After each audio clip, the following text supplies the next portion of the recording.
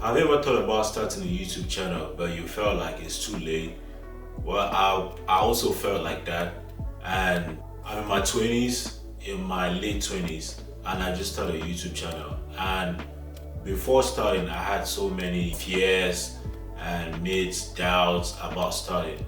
And especially in this generation that we are right now, there's a lot going on. A lot of people put content out there, and you just feel like maybe you're not gonna add any value to the platform, you're not gonna add any value to people. Then all those fears and myths just like stomp into your head. And being in my late 20s, like I just had crazy thoughts in my head, like maybe I'm too old for this. There are younger creators already who are flourishing, doing things that people want to see. What if I don't have a lot of time and energy? I should focus on things that are more lucrative and more promising. But I had to sit back and like think about it, right? YouTube is a very big platform. It was created years ago, and there have been thousands and millions of creators who have been through the platform. And I believe that there's always value to add still to YouTube. I'm being in my late 20s, and for anyone that's older, no matter how old you are, no matter how young you are, I feel like you still have some experience to be able to share with people, to be able to use that as an advantage to like put content out there, that could be valuable to people. That experience alone is something that's unique to you as an individual, and just you having those experiences gives you an extra edge. And although it gives you an extra edge, we have to keep in mind that YouTube is a platform that you don't grow overnight. Well, right now, there's a lot of contents on YouTube that suggests, oh, this is the best time to be on YouTube. YouTube is on easy mode. But I still believe that it's something you have to like put in a lot of time in so it can grow down the line. It might take a year, it might take 6 months, 3 months. It just depends on how you really understand yourself. And if you look at some of the top creators, Mr. Beast, Ali Abdal, we have Ayo Tina, shit, messed up the name. But that's actually my favorite YouTuber. It took them a lot of years for them to understand their brand, understand what their progress was on the platform, and they are one of the biggest creators on the platform and in the world in general.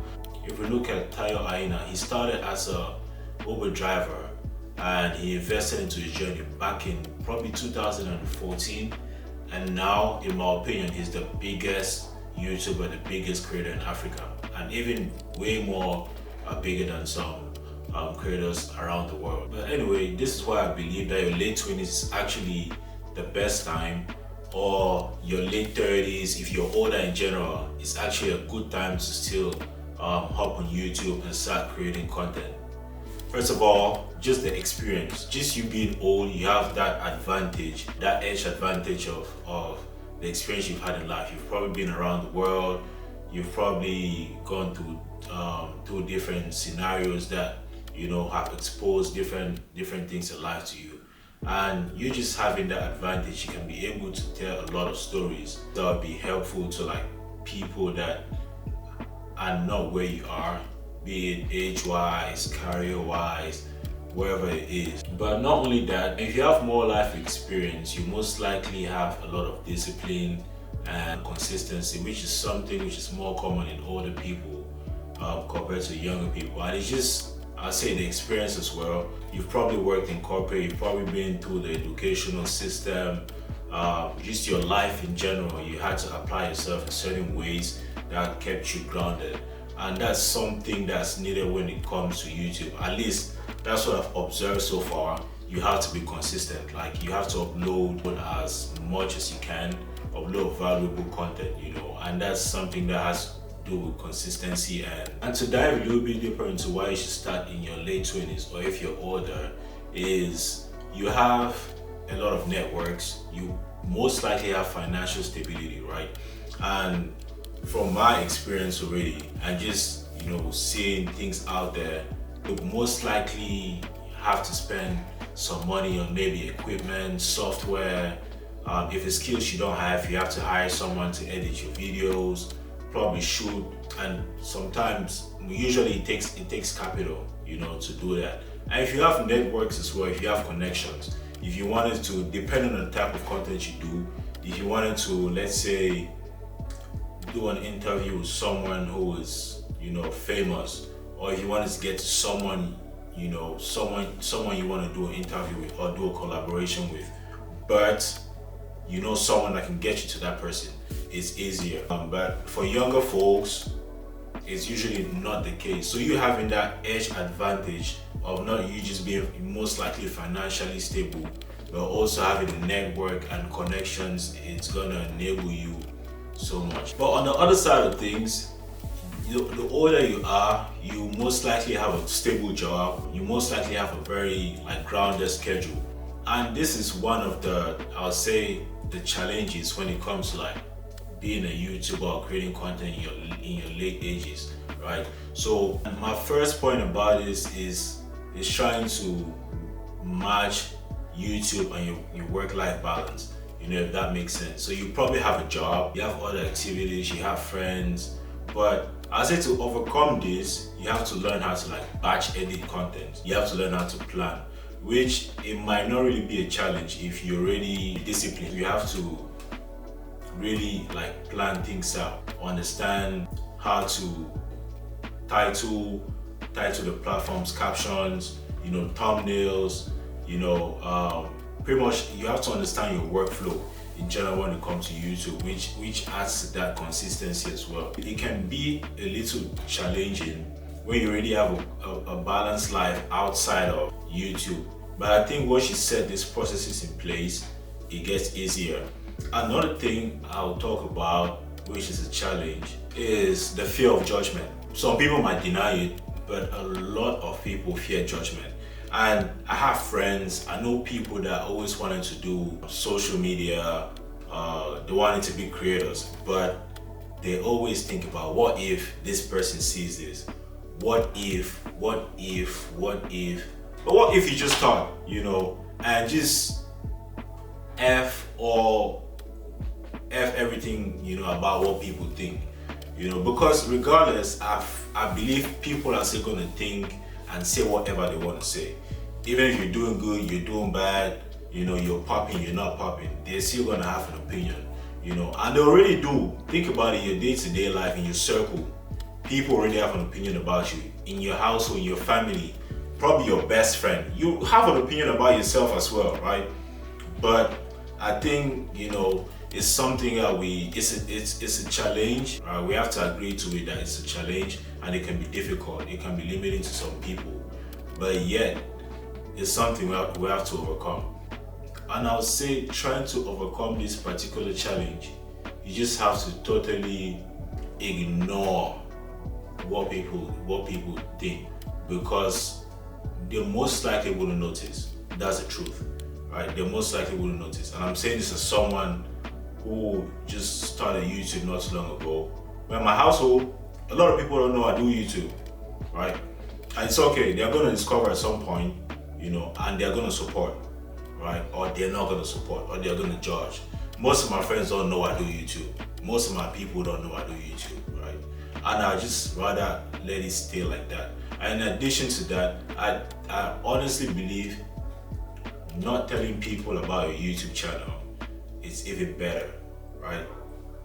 Because it'll help you take that judgment away, so you can easily connect with the people that are actually interested in your content, and that way it's easy for you to understand them and build.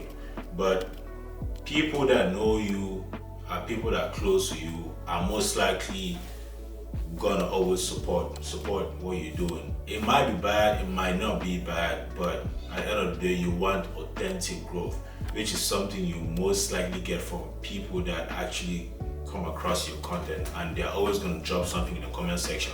Hey, your volume is so loud, the music is so loud, and those are actual good feedbacks that you need when it comes to being a creator. And in addition to that, it can also be a challenge. It can also be a challenge when you feel overwhelmed with your growth in YouTube. and it can be on both ends. You're probably not growing as you expected, or you're probably growing faster than you thought you would grow, right? And you need to strike that good balance. I'll say personally, celebrate your small wins. So when I started, I barely had, I was hoping to get 20, 30 subscribers, but after uploading my first YouTube shorts, my first YouTube videos, then uploading shorts, I went up to like 60 subscribers now, and I'll keep uploading till I can grow. And I celebrated that by just putting in more energy, and it gave me more confidence. So I think that's something you should celebrate as well, those small wins. And talking about YouTube shorts, right? It's another way I discovered how I could easily grow. Just uploading a few YouTube shorts, 500 views, 600 views, 25 views, and I gained about 10 subscribers from that. It just showed me that, there's a lot of people that scroll on there, and if they like what you do, they're gonna subscribe. But I'd say that's a good challenge, and you can balance it out by just celebrating your small wins, as well as trying to use the other tools YouTube offers to be able to go faster. But now that I've spoken about, the challenges, the fear of starting YouTube in your older ages, right? Let me also talk about how you can be able to grow on YouTube. And I'm currently a work in progress, right? And this is things I currently apply, and I see small changes, and I'm currently learning. And I believe you applying these things as well, depending on the type of content you do, is gonna help you exponentially. On my first one about how to grow, I would say pick a niche. Pick a niche. I came across a lot of videos where the creators are talking about just create content, forget about picking a niche. It can limit you, blah, blah, blah, blah, blah. But when I started, I was just uploading any and everything. But now I know what I want to do on YouTube, and it makes it easier for me as a creator to know, okay, this is the type of content I want to upload on YouTube. Now it's easier for me. Now it's easier for me to set a process, this particular content type, and I have a workflow around it. And it's going to be easier for people to find my channel and stick to my content because it's particular to what they want. And now you can be able to feed them and fuel what they're interested in. I think that's something that will be different if you're just all over the place. Today you're doing vlogs, tomorrow you're doing a cooking video, the next day you're talking about, how to get over a breakup and stuff. Now it gets people confused because you're gonna put in the crowd from the people that go into a breakup, the people that want to cook, then the vloggers, people that are interested in your daily vlogs. And at some point you realize a bit of everything is nothing. So I suggest you just pick a niche, or pick niches where you wanna focus on YouTube, and just keep uploading content in that particular niche, and just keep the consistency. And keeping that consistency also means you have to plan yourself very well, like your schedule, which I already mentioned, right? So don't overload yourself. Just, let's say if you start by what you can do, right? Then you pick it up from there. You can decide by uploading 3 videos a month, and you understand your workflow, how your life is gonna be uploading 3 videos a month. Then if it's easier, you can add another video a month, make it 4. Then over time you keep optimizing. But I would say just framing yourself properly and knowing what you will offer at the start without overloading yourself is very important. And it's also very important to understand and utilize the tools which YouTube offers to help you grow on the platform. A very clear example is SEO, search engine optimization, right? Titles, you have descriptions, thumbnails, which are very important. And you have to optimize all these tools in a way that can get your content to be searchable or discovered or rank high in the search engines. Because Google literally owns YouTube, Google search or YouTube search, you should pop up. And if you've optimized your titles, your description, your thumbnails properly, you're most likely gonna get, exposed to more viewers, which is something I tried with my very first video. And for first video, I got about 205 views. I was kind of surprised because I didn't expect it, right? Usually they say your first video is gonna flop, but I don't think that was a flop for me. But I actually studied the video and I understood why I was actually exposed to 205 people watched it. And when I look at the analytics on the video, I got to understand more why it did those numbers, the impressions and everything, which is something I'll keep implementing and I'll keep, learning from. And I think depending on the content you offer as well, if you do this, there's almost no way you're gonna fail. But again, you have to apply everything. I've mentioned so far in this video. If not, you'll probably, have a slow growth. And this is what I've discovered so far about starting a YouTube channel in your older ages. And just know, if you're watching this video, this is a sign. You should definitely start. Don't think about it too much. Just use your experience, which is an edge advantage compared to people that are younger. Use your experience in general. Apply it to yourself. Build a system around it, and pick a niche. I believe it's definitely going to be worth it. It's going to be easy because you will never be surprised how many people will actually find value in your content, right? And just do it. I think that's one of the key phrases I'm gonna carry this year with me. Just do it. Like Nike said, just do it. Just apply yourself. That's the biggest thing, because thinking is not gonna take you anywhere. You're just gonna stay in the same spot, no motion, everything in your head. But if you just do it, you're gonna see something out of you, applying yourself and taking that action. But yeah, that's it about this video. And remember, the best time to start was yesterday. So if you're watching this today, just know you're late. And with that being said, this is where I'm gonna end the video. So go down in the comment section and let us know if you're in your late 20s, late 30s, 40s, 50s, 60s, 80s, 90s, what's holding you back from starting a YouTube channel. And if you're younger, what advice do you have for people that are older, with more responsibility, with more experience, to start a YouTube channel? Let's interact, let's learn from each other, and let's keep creating.